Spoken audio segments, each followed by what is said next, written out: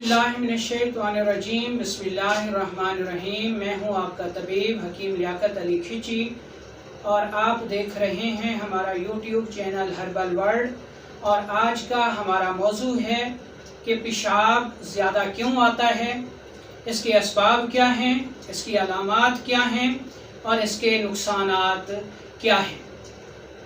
दोस्तों, अपने टॉपिक की तरफ बढ़ने से पहले आपसे गुजारिश है कि अगर आपने हमारा ये चैनल सब्सक्राइब नहीं किया तो जल्दी से इसे सब्सक्राइब कर दें और साथ लगे घंटी के बटन को भी दबा दें ताकि तिब सेहत के मौजू पर हर नई आने वाली वीडियो आपको सबसे पहले मिल सके।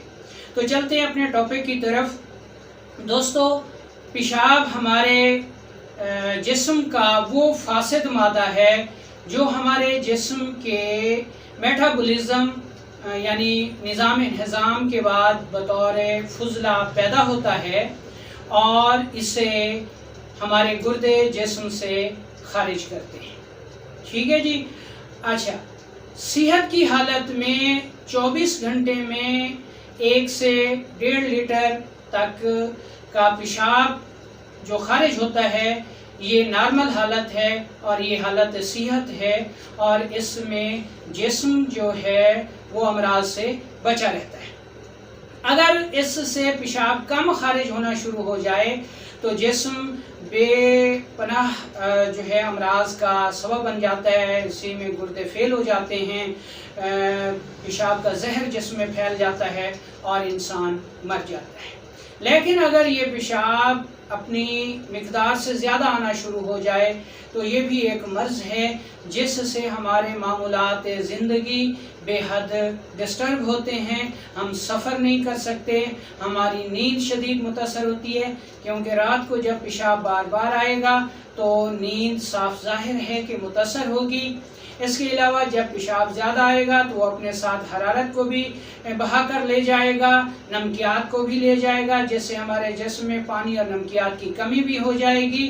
कुव्वतें भी बहुत ज़्यादा कमज़ोर हो जाएंगी, जिसमें जिनसी कुव्वत भी शामिल है, कुव्वत मुदब्बरा बदन भी शामिल है, यानी हमारी कुव्वत मुदाफ़ियत भी बेहद कम हो जाएगी, जिसकी वजह से हम किसी भी मर्ज़ का बआसानी शिकार हो जाएंगे। और ये भी देखा गया है कि जिन लोगों को पेशाब ज़्यादा आता है उनके बाल बहुत जल्द सफ़ेद हो जाते हैं, वो जरियान का शिकार हो जाते हैं अगर मर्द हैं तो, और अगर ख़वातीन हैं तो उनमें लिकोरिया का मर्ज़ पैदा हो जाता है।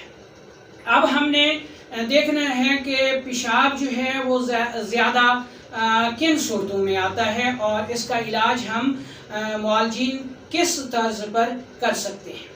दोस्तों, इससे पहले कानून मुफरद अज़ा का एक असूल समझ लें।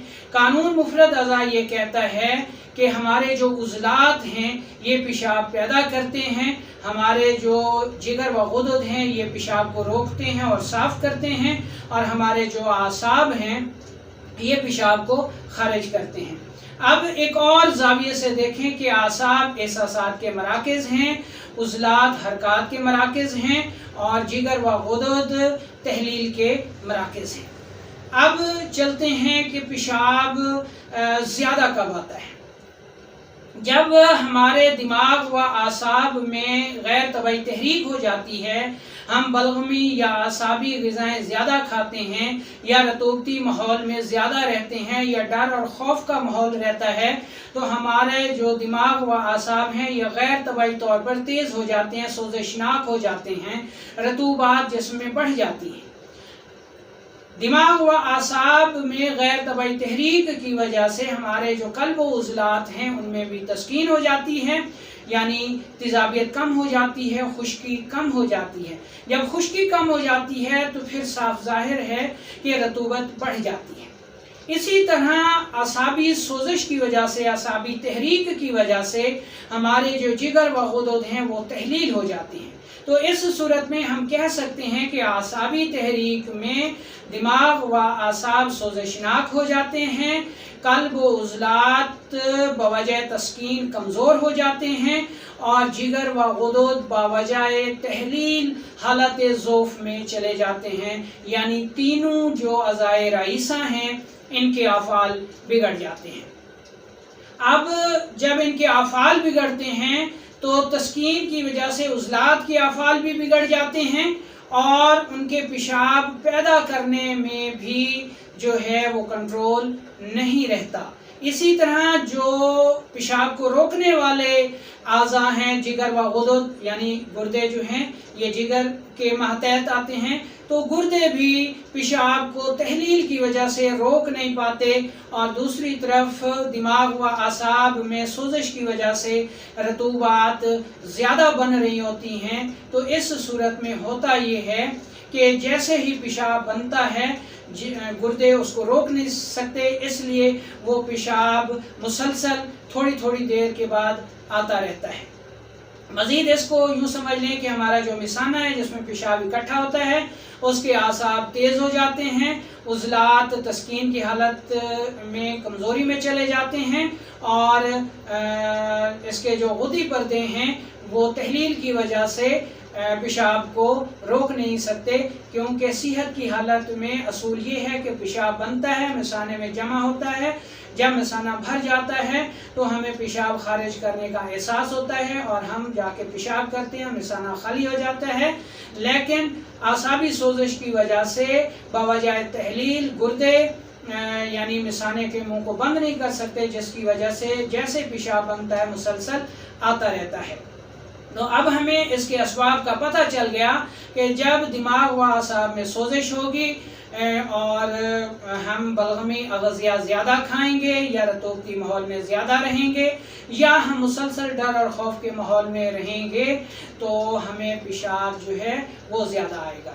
اب ہم دیکھتے ہیں جی کہ اس سے نقصانات کیا ہیں۔ اس سے نقصانات یہ ہیں کہ قوتیں کم ہوتی ہیں، انسان جلد بوڑھا ہو جاتا ہے، جسم میں پانی اور نمکیات کی کمی ہو جاتی ہے، جسم میں کوڑل پڑنے لگتے ہیں، اور ہیموگلوبن کم ہو جاتی ہے، جسم کی قوت مدافعت کم ہو جاتی ہے۔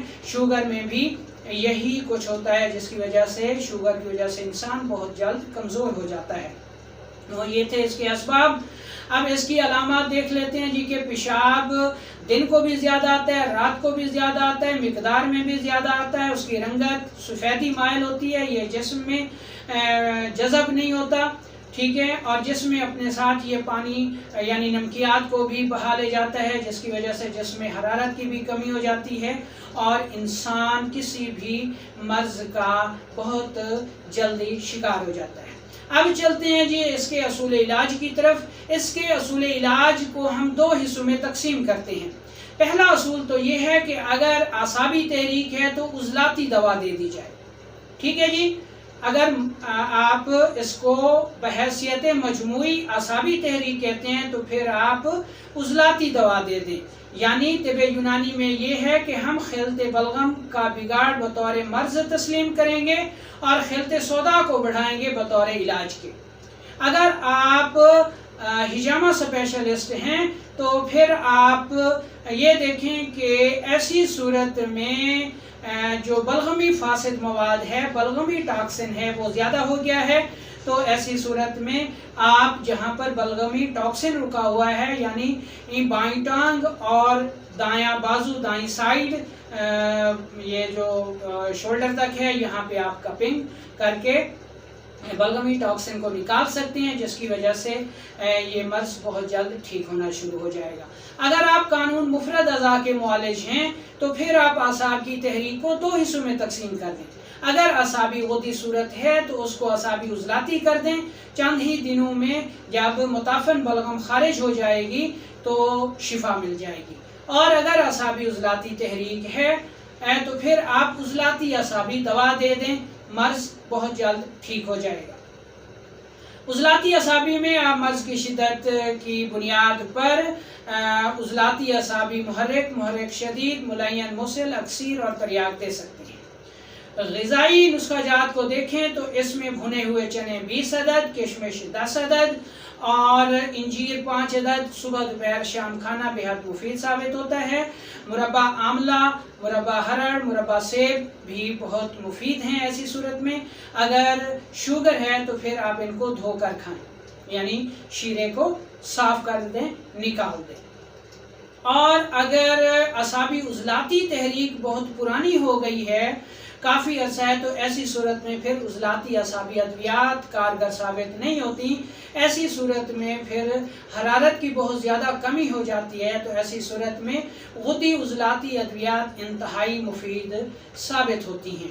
تو دوستو یہ تھا اس کا میکانزم کہ پیشاب زیادہ کیوں آتا ہے اور اس کے نقصانات کیا ہیں، اس کے اسباب کیا ہیں، اس کی علامات کیا ہیں اور اس کا اصول علاج کیا ہے۔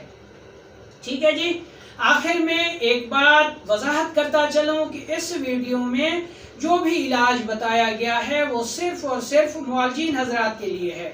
عام لوگ اس کو اختیار کرنے کی ہرگز کوشش نہ کریں، ورنہ نقصان کی صورت میں وہ خود ذمہ دار ہوں گے۔ خود علاجی ہرگز درست نہیں ہے عام شخص کے لیے، اس لیے جب بھی آپ کسی مرض کا شکار ہوں تو ہمیشہ اپنے معالج کو علاج کا موقع دیں اور خود علاج کرنے سے باز رہیں، ورنہ نقصان اٹھائیں گے اور نقصان کی صورت میں اس کے آپ خود ذمہ دار ہوں گے۔ وعلیکم السلام ورحمۃ اللہ وبرکاتہ۔